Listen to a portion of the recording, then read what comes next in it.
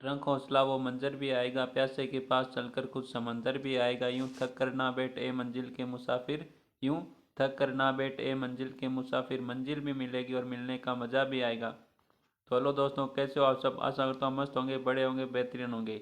तो स्वागत है एक बार फिर से आपके अपने यूट्यूब चैनल मुकेश जी के ट्रिक पर, एक और शानदार और बेहतरीन सेशन के साथ।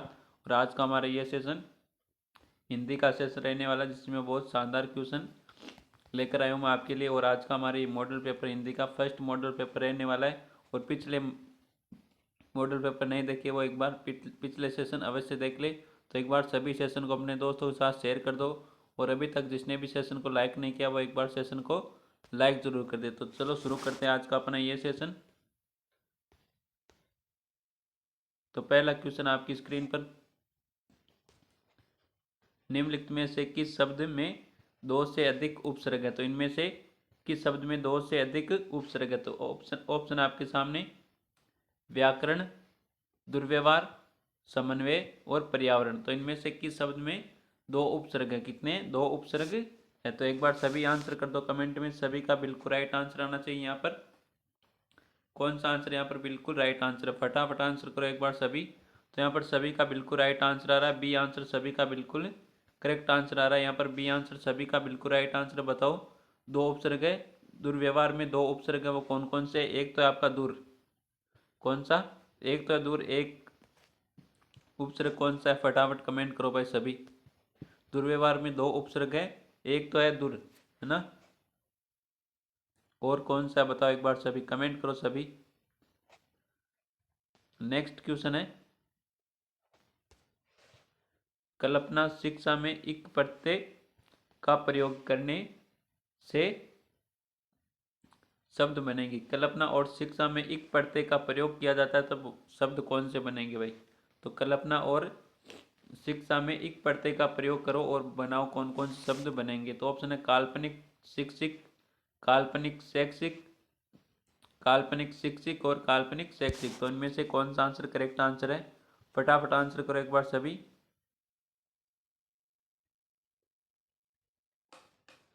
तो कल्पना और शिक्षा में इक प्रत्यय का प्रयोग करने पर कौन से शब्द बनेंगे? तो फटाफट आंसर कर दो एक बार सभी कमेंट में। सभी का बिल्कुल राइट आंसर आना चाहिए यहाँ पर। सभी ने बिल्कुल करेक्ट आंसर दे रहे हैं यहाँ पर सभी। तो यहाँ पर कौन सा आंसर? डी आंसर आ रहा है सभी का। बहुत बढ़िया दोस्तों, यहाँ पर सभी का डी आंसर बिल्कुल राइट आंसर है। कौन सा? डी आंसर बिल्कुल राइट आंसर है सभी का। हाँ बिल्कुल, ऐसा ही क्वेश्चन आपके एग्जाम में आने वाले क्वेश्चनों का लेवल सेम रहने वाला। तो एक बार सभी सेशन को शेयर कर दो अपने दोस्तों के साथ। और अभी तक सेशन को लाइक नहीं किया वो एक बार सेशन को लाइक ज़रूर कर दे। अगला क्वेश्चन है, अगर वह आया तो मैं चला जाऊंगा, अर्थ के आधार पर वाक्य भेद बताइए। तो अगर वह आया तो मैं चला जाऊंगा, ये वाक्य कौन सा है भाई? संकेतवाचक वाक्य, विधानवाचक वाचक वाक्य, या फिर प्रश्नवाचक या आज्ञार्थ वाचक वाक्य है भाई? तो बताओ एक बार सभी। अगर वह आया तो मैं चला जाऊंगा, वो क्या दे रहा है भाई? संकेत दे रहा है। क्या दे रहा है? संकेत दे रहा है। अगर वो आया तो मैं चला जाऊंगा, तो ये हो जाएगा संकेतवाचक। कौन सा?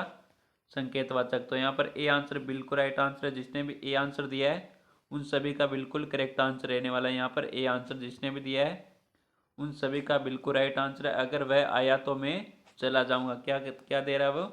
संकेत दे रहा है किसी को कि अगर वो आया तो मैं चला जाऊंगा। तो यहाँ पर संकेतवाचक बिल्कुल राइट आंसर हो जाएगा। सभी ने बिल्कुल करेक्ट आंसर दिया है यहाँ पर। बहुत बढ़िया दोस्तों, यहाँ पर सभी का बिल्कुल करेक्ट आंसर है यहाँ पर। नेक्स्ट क्वेश्चन है, किस क्रम में विराम चिन्ह का ठीक प्रयोग नहीं हुआ? तो किस क्रम में विराम चिन्ह का ठीक प्रयोग नहीं हुआ? तो ऑप्शन आपके सामने, जी हाँ मैं भी आपके साथ चलूंगा, कंप्यूटर आज के युग में अनिवार्यता है, सैनिक, परिणाम करते हुए महाराज की जय हो, वाह आपने तो कमाल कर दिया। तो इनमें से कौन सा आंसर करेक्ट आंसर है? फटाफट आंसर करो भाई। किस क्रम में विराम चिन्ह का ठीक प्रयोग नहीं हुआ है?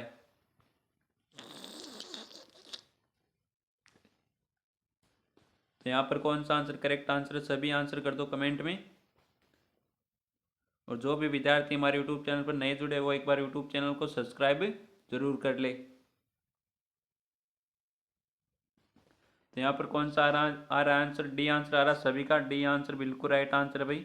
क्यों है कि वाह आपने तो कमाल कर दिया। तो यहाँ पर प्रश्नवाचक चिन्ह है, तो ये वाक्य प्रश्नवाचक यानी प्रश्नवाचक वाक्य नहीं है ये। तो वाह आपने तो कमाल कर दिया, तो ये प्रश्नवाचक वाक्य नहीं है। तो यहाँ पर प्रश्नवाचक चिन्ह है, तो यहाँ पर डी आंसर बिल्कुल राइट आंसर हो जाएगा।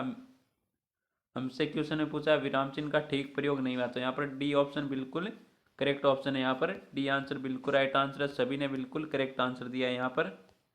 नेक्स्ट क्वेश्चन आपके सामने संधि से क्वेश्चन है भाई, बहुत शानदार क्वेश्चन है।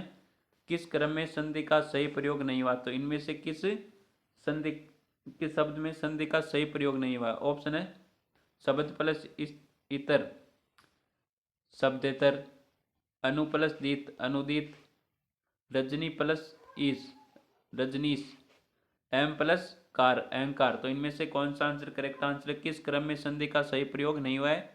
तो बताओ फटाफट आंसर करो एक बार सभी। तो यहाँ पर आंसर आ रहा है बी आंसर आ रहा है, सी भी आंसर आ रहा है, ए भी आंसर आ रहा है, डी भी आंसर आ रहा है। चारों के चारों आंसर आ रहे हैं भाई। तो यहाँ पर कौन सा आंसर करेक्ट आंसर है? फटाफट आंसर कर दो एक बार सभी।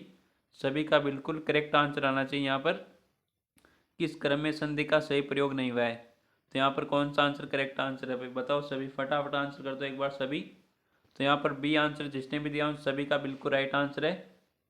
बी आंसर जिसने भी दिया उन सभी का बिल्कुल राइट आंसर है। अनु प्लस दित नहीं होता, वो होता है अनु प्लस उदित। क्या होता है? अनु प्लस उदित, अनु प्लस उदित। छोटा उ प्लस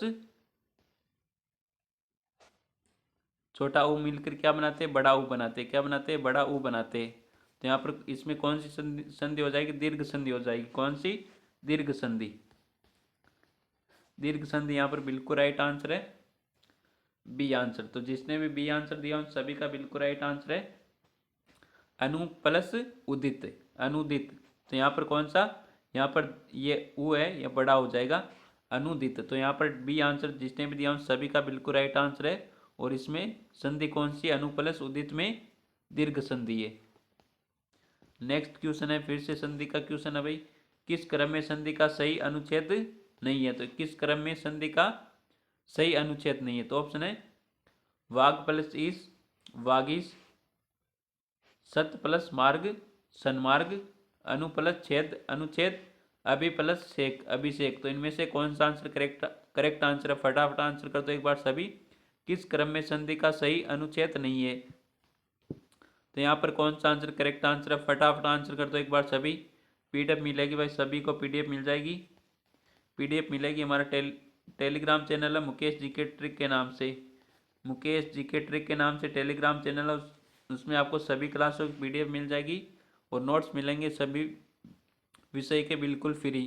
तो इस टेलीग्राम की लिंक मिलेगी आपको हमारे यूट्यूब चैनल के बारे में। पहले आपको यूट्यूब चैनल को सब्सक्राइब करना होगा, फिर यूट्यूब चैनल के बारे में जाकर वहाँ पर टेलीग्राम की लिंक दे रखी है, उस लिंक पर टैप करके आपको टेलीग्राम में ज्वाइन हो जाना है, जिसमें सभी क्लासों की पीडीएफ और नोट्स मिल जाएंगे सभी सब्जेक्ट के बिल्कुल फ्री। आपको केवल और केवल क्या करना है? टेलीग्राम को ज्वाइन करना है। तो सभी एक बार टेलीग्राम को अवश्य ज्वाइन करें। तो इस क्वेश्चन का आंसर क्या आंसर राइट होगा? किस क्रम में संधि का सही विच्छेद नहीं है? तो यहाँ पर वाग प्लस ईस, इसमें सही संधि का अनुच्छेद नहीं है। तो वाग प्लस वागीस का संधि विच्छेद क्या होता है? बताओ, कमेंट करो सभी। देखते हैं कौन आंसर करता है बिल्कुल राइट आंसर। वागीस का संधि विच्छेद क्या होता है? तो यहाँ पर कौन सा आंसर करेक्ट आंसर है भाई? बताओ। ए आंसर बिल्कुल राइट आंसर है वागीस।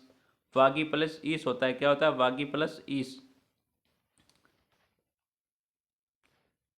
क्या होता है? वागी प्लस ईस। छोटा ई और बड़ा ई मिलकर क्या बनाते हैं? बड़ा ई बनाते हैं। तो यहाँ पर हो जाएगा वागीस। क्या हो जाएगा? वागीस। तो यहाँ पर ए आंसर बिल्कुल राइट आंसर है। जिसने भी ए आंसर दिया उन सभी का बिल्कुल राइट आंसर है। नेक्स्ट क्वेश्चन है बावाच्य वाला वाक्य इनमें से कौन सा है? तो बावाच्य वाला वाक्य इनमें से कौन सा ऑप्शन है? मालती खाना खाती है, रमेश खाना खा सकता है, हितेश से खाना नहीं खाया जाता, रक्षा दौड़ नहीं सकती। तो रक्षा क्या नहीं कर सकती? दौड़ नहीं सकती। हितेश से खाना नहीं खाया जाता, रमेश खाना खा सकता है और मालती खाना खाती है। तो इनमें से कौन सा आंसर करेक्ट आंसर है? इनमें से कौन सा वाक्य बावाच्य वाक्य है। तो फटाफट आंसर कर दो एक बार सभी। सभी का बिल्कुल राइट आंसर आना चाहिए यहाँ पर। हाँ बिल्कुल, पूरे के पूरे 30 क्वेश्चन देखेंगे हिंदी के हम, और इनमें इन 30 क्वेश्चनों में से आप कितने सही करते हुए आपको कमेंट में बताना है। किसमें बताना है? सभी को बताना है कमेंट में। तो इस क्वेश्चन का आंसर दो फटाफट कमेंट में। तो यहाँ पर कौन सा आंसर करेक्ट आंसर भाई? भाववाच्य वाला वाक्य इनमें से कौन सा है? हितेश से खाना नहीं खाया जाता। तो यहाँ पर कौन सा सी आंसर हो जाएगा अपना बिल्कुल राइट आंसर। हितेश से खाना नहीं खाया जाता, ये क्या है? भाववाच्य वाक्य। तो यहाँ पर सी आंसर बिल्कुल राइट आंसर अपना। नेक्स्ट क्वेश्चन है, पक्ष द्वयम शब्द में समास है। तो पक्ष द्वयम शब्द में समास कौन सा ऑप्शन है? तत्पुरुष समास, अविभाव समास, द्वंद्व समास और द्विगु समास। तो इसका आंसर आपको देना है कमेंट में सभी को। तो इस क्वेश्चन का आंसर आपको देना है कमेंट में। किस में देना है? कमेंट में। सभी को देना है कमेंट में लास्ट में। अगला क्वेश्चन है,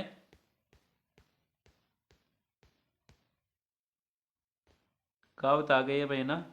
क्या आ गई? कहावत है, बताना सभी को बिल्कुल राइट। बेटे से बेगार भली, कहावत का सही अर्थ है भाई। तो बेटे से बेगार भली, कहावत का सही अर्थ क्या है भाई? ऑप्शन आपके सामने। बेगार की आदत होना, बेटे बेटे बेगार होती है, बेगार की आदत न डालना, निरर्थक से कम लाभ का काम अच्छा।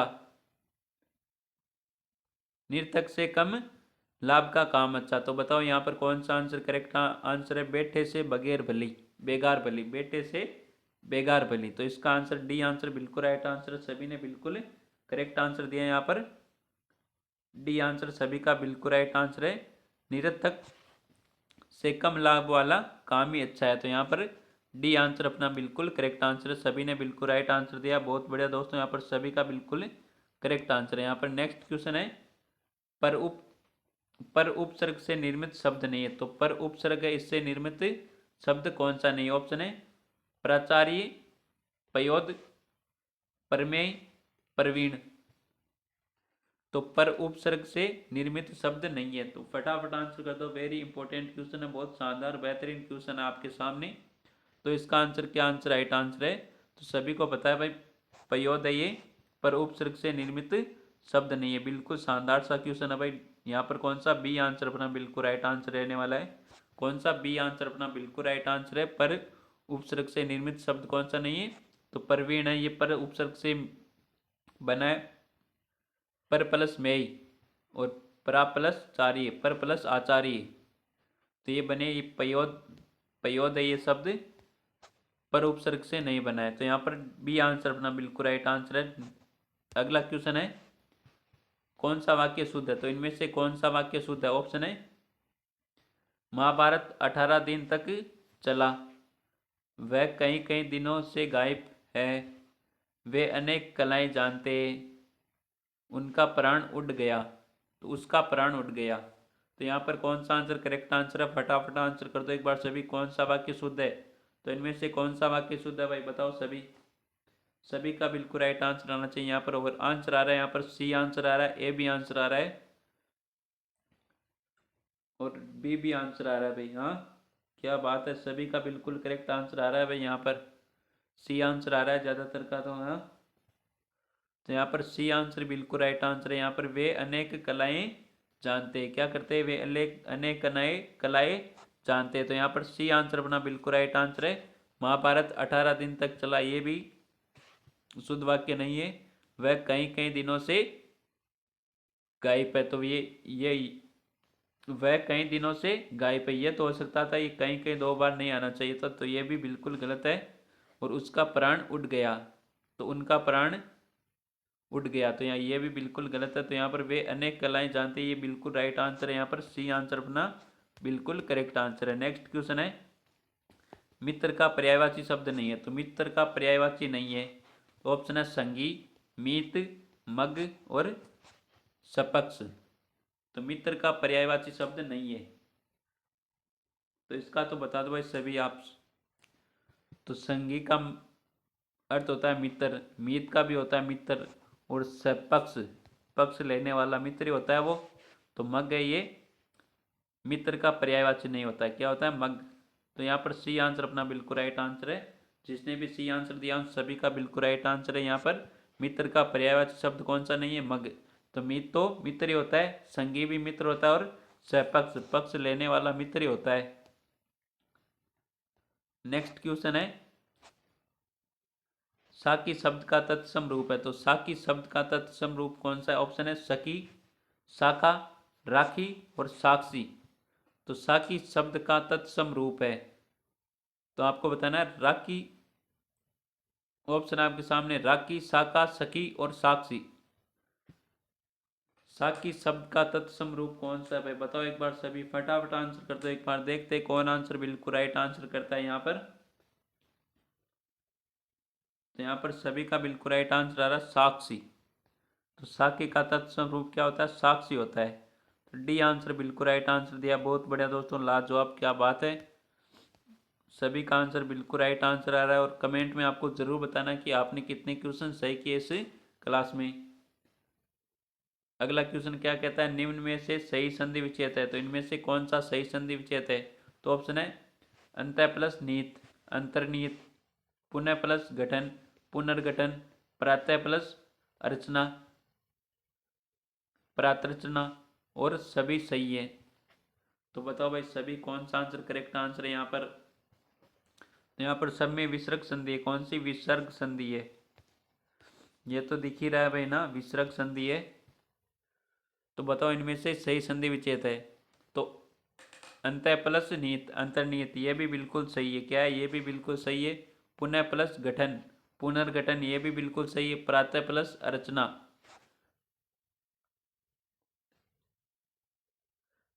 प्रातः रचना, तो ये भी बिल्कुल सही है। तो यहाँ पर डी आंसर हो जाएगा सभी सही है। क्या भाई? सभी सही है। और इनमें संधि कौन सी है? विसर्ग संधि है। ये तीनों के तीनों ऑप्शन बिल्कुल सही है। नेक्स्ट क्वेश्चन है, तुलसीकृत सामासिक पद में कौन सा समास है? तो तुलसीकृत सामासिक पद में कौन सा समास है? ऑप्शन है करण तत्पुरुष, कर्म तत्पुरुष, संप्रदान तत्पुरुष और अपादान तत्पुरुष। तो कर्ता ने कर्म को करण से अपादान अलग होने के लिए संप्रदान। हाँ बताओ इनमें से कौन सा आंसर करेक्ट आंसर है? तुलसीकृत सामान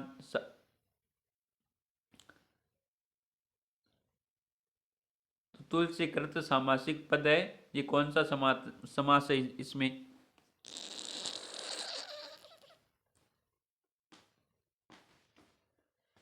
तो एक बार सभी आंसर कर दो फटाफट।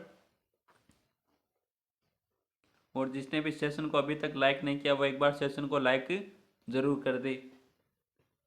तो यहाँ पर कौन सा आंसर करेक्ट आंसर है? यहाँ पर बिल्कुल राइट आंसर है ए आंसर। सभी ने बिल्कुल राइट आंसर दिया। ए आंसर सभी का बिल्कुल राइट आंसर है। तुलसीकृत में कौन सा समास है? कर्ण तत्पुरुष समास है यहाँ पर।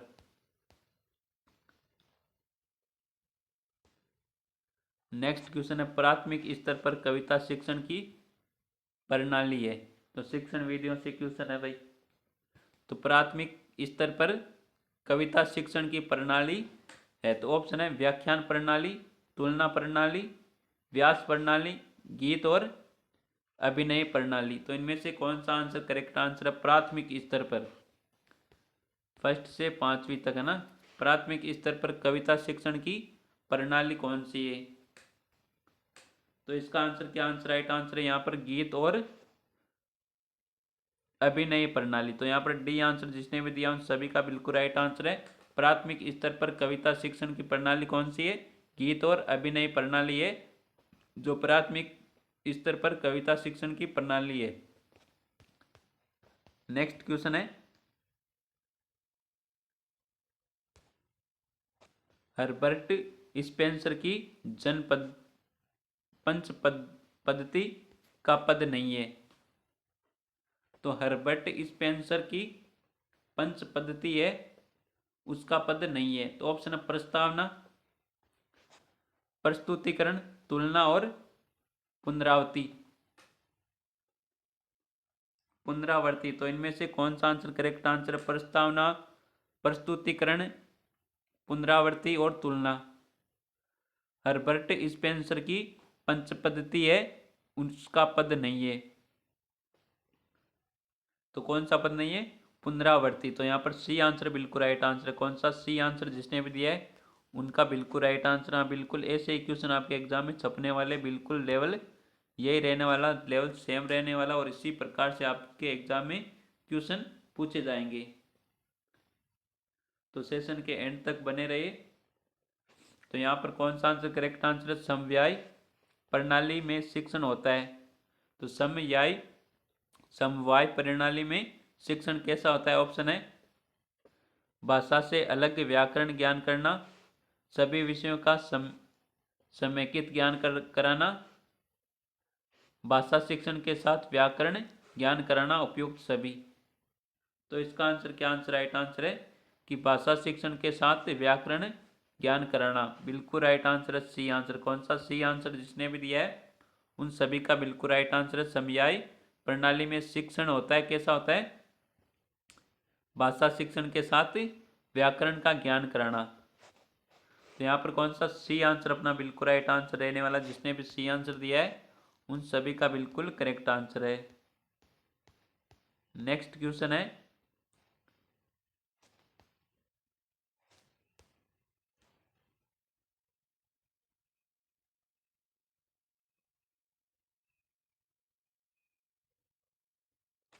भाषा संसर्ग प्रणाली उपयोगी है। तो भाषा संसर्ग प्रणाली उपयोगी ऑप्शन है पद्य में, रचना में, व्याकरण में और लेखन में।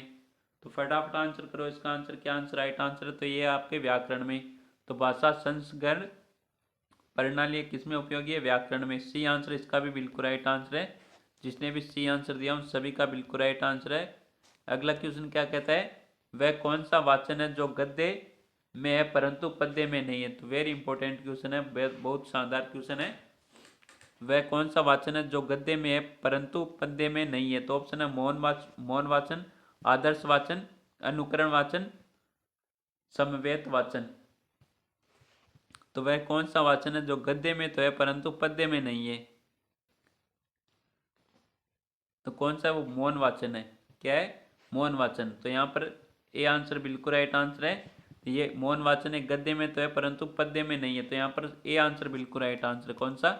A answer.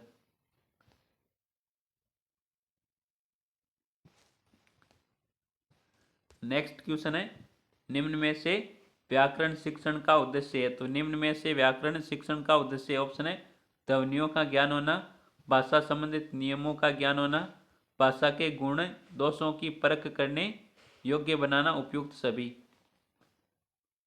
तो बताओ यहाँ पर कौन सा व्याकरण शिक्षण का उद्देश्य है? तो व्याकरण का उद्देश्य क्या होता है?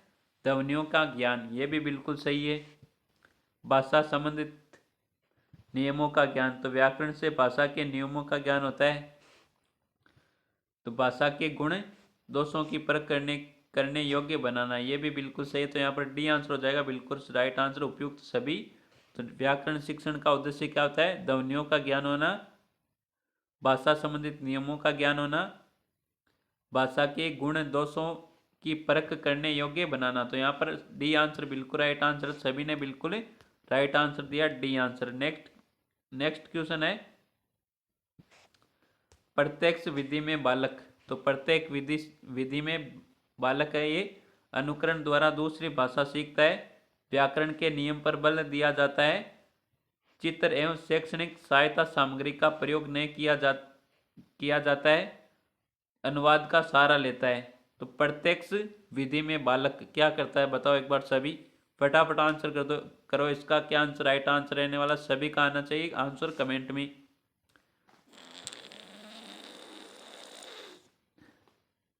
तो प्रत्यक्ष विधि में बालक अनुकरण द्वारा दूसरी भाषा सीखता है, व्याकरण के नियम पर बल दिया जाता है, चित्र एवं शैक्षणिक सहायक सामग्री का प्रयोग नहीं किया जाता है, अनुवाद का सहारा लेता है। तो प्रत्यक्ष विधि में बालक है ये अनुकरण द्वारा दूसरी भाषा सीखता है। क्या करता है? प्रत्यक्ष विधि में अनुकरण द्वारा बालक है वो दूसरी भाषा सीखता है। तो यहाँ पर ए आंसर सभी ने बिल्कुल राइट आंसर दिया। बहुत बढ़िया दोस्तों, सभी का बिल्कुल करेक्ट आंसर आ रहा है यहाँ पर ए आंसर। नेक्स्ट क्वेश्चन है व्याख्यान विधि में केंद्र बिंदु होता है। तो व्याख्यान विधि में केंद्र बिंदु कौन होता है? ऑप्शन है छात्र, अध्यापक, श्यामपट्ट और पाठ योजना। तो व्याख्यान विधि में केंद्र बिंदु कौन सा होता है भाई, बताओ एक बार सभी। तो व्याख्यान विधि में केंद्र बिंदु कौन होता है? अध्यापक होता है, ना कि छात्र। छात्र तो सुनते, जो अध्यापक व्याख्या करता है। तो यहाँ पर बी आंसर बिल्कुल राइट आंसर है। तो जिसने भी बी आंसर दिया उन सभी का बिल्कुल करेक्ट आंसर रहने वाला है यहाँ पर। अगला क्वेश्चन है, सातचर्य विधि का आविष्कार किसने किया? तो सातचर्य विधि का आविष्कार किया था, किसने किया? हर्बर्ट ने, मोंटेसरी ने, रायबर्न ने, हंटर ने। तो सातचर्या विधि का आविष्कार किसने किया था? फटाफट आंसर करो एक बार सभी। बहुत शानदार क्वेश्चन है, वेरी इंपॉर्टेंट क्वेश्चन है। सातचर्या विधि का आविष्कार किसने किया? हर्बर्ट ने किया, मोंटेसरी ने किया, रायबर्न ने किया या फिर हंटर ने किया? तो किसने किया? मोंटेसरी ने किया था। सातचर्या विधि का आविष्कार किसने किया? मोंटेसरी ने। तो बी आंसर जिसने भी दिया है उन सभी का यहाँ पर बिल्कुल करेक्ट आंसर रहने वाला है। अगला क्वेश्चन है, प्रस्तावना का मूल आधार होता है। तो प्रस्तावना का मूल आधार क्या होता है भाई? तो प्रस्तावना का मूल आधार होता है, तो ऑप्शन है पूर्व ज्ञान, सहायक सामग्री, शिक्षण उद्देश्य, समस्यात्मक प्रश्न। तो प्रस्तावना का मूल आधार क्या होता है, बताओ एक बार सभी। तो प्रस्तावना का मूल आधार होता है पूर्व ज्ञान। क्या होता है? पूर्व ज्ञान, कि पहले उसको कितना ज्ञान है। तो यहाँ पर ए आंसर बिल्कुल राइट आंसर है। जिसने भी ए आंसर दिया है उन सभी का बिल्कुल राइट आंसर है। प्रस्तावना का मूल आधार होता है। प्रस्तावना का मूल आधार क्या होता है? पूर्व ज्ञान। तो यहाँ पर ए आंसर अपना बिल्कुल राइट आंसर है। जिसने भी ए आंसर दिया है उन सभी का बिल्कुल करेक्ट आंसर रहने वाला है यहाँ पर। नेक्स्ट क्वेश्चन है, मौन पठन का तत्व नहीं है। तो इनमें से कौन सा एक मौन पठन का तत्व नहीं? ऑप्शन है एकाग्रता, धैर्य, अर्थबोध, अशांत वातावरण। तो मौन पठन का तत्व नहीं है। तो आप मौन पठन कहाँ पर नहीं कर सकते हो भाई, बताओ एक बार सभी। तो एकाग्रता होकर मौन पठन कर सकते हो, धैर्य रहकर मौन पठन कर सकते हो, अर्थबोध से आप मौन पठन कर सकते हो, अशांत वातावरण में आप मौन पठन नहीं कर सकते हो ना, मौन पठन नहीं कर सकते हो। तो मान लो आपके पास में डीजे चालू कर दिया जाए और उसकी वॉल्यूम फुल कर दी जाए, तो आप क्या मौन पठन कर पाओगे? नहीं कर पाओगे ना। तो ये वहाँ पर क्या होता है? अशांत वातावरण। तो यहाँ पर डी आंसर बिल्कुल राइट आंसर है, ये मौन पठन का तत्व नहीं है। तो धैर्य जिसमें वो मौन पठन कर सकता है, एकाग्रता है वह भी मौन पठन कर सकता है, और अर्थबोध है वो भी मौन पठन कर सकता है। लेकिन जहाँ पर अशांत वातावरण है वहाँ पर आप मौन पठन नहीं कर सकते हो। तो यहाँ पर डी आंसर अपना बिल्कुल राइट आंसर है। जिसने भी डी आंसर दिया उन सभी का बिल्कुल करेक्ट आंसर है यहाँ पर। नेक्स्ट क्वेश्चन है, निम्न में से भाषा का कौशल नहीं है। तो इनमें से कौन सा भाषा का कौशल नहीं है? ऑप्शन है सुनना, बोलना, पढ़ना और विचार करना। तो निम्न में से भाषा का कौशल नहीं है। वेरी इंपॉर्टेंट क्वेश्चन है, इजी सा क्वेश्चन है ये तो, कि भाषा का कौशल नहीं है। तो इनमें से कौन सा एक भाषा का कौशल नहीं है? तो यहाँ पर कौन सा आंसर करेक्ट आंसर है? तो सुनना एक भाषा का कौशल है, पढ़ना भी भाषा का कौशल है, और बोलना ये भाषा का कौशल है। तो विचार करना ये भाषा का कौशल नहीं है। तो यहाँ पर डी आंसर इसका बिल्कुल राइट आंसर कौन सा? इसका भी डी आंसर अपना बिल्कुल राइट आंसर रहने वाला। जिसने भी डी आंसर दिया है उन सभी का बिल्कुल राइट आंसर है। नेक्स्ट क्वेश्चन है, किस विधि द्वारा कवि के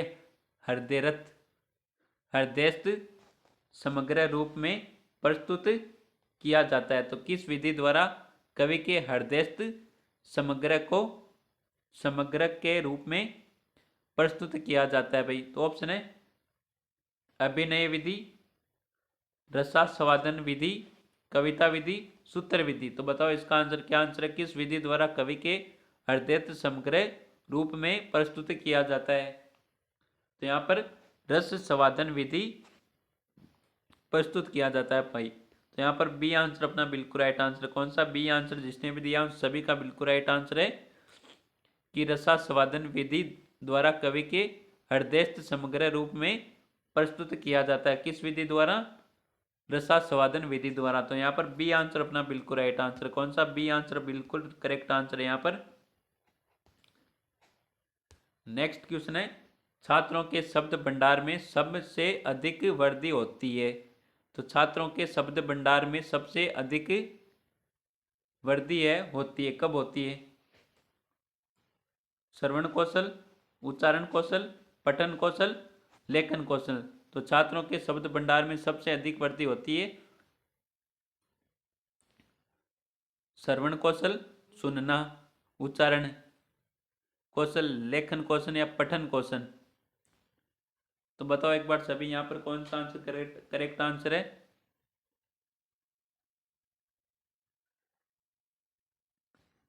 तो छात्र जो भी कोई भी छात्र जो ज़्यादा सुनेगा वो ज़्यादा शब्द ज़्यादा सुनेगा, तो उसमें ज़्यादा शब्द होंगे। तो शब्द भंडार की सबसे अधिक वृद्धि कैसे होती है? श्रवण कौशल से, सुनने से। क्या होती है? सुनने से। जो कोई बात सुनता ही नहीं है वो क्या शब्द भंडार करेगा ना। छात्रों के शब्द भंडार में सबसे अधिक वृद्धि किस में होती है? श्रवण कौशल में होती है। तो यहाँ पर ए आंसर अपना बिल्कुल राइट आंसर। कौन सा? A answer.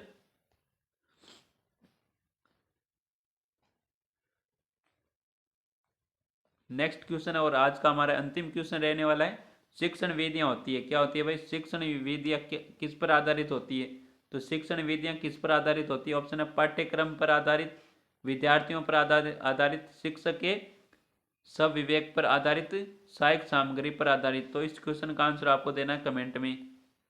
किस में देना है? कमेंट में देना है सभी को। देखते हैं कौन आंसर बिल्कुल राइट आंसर करता है।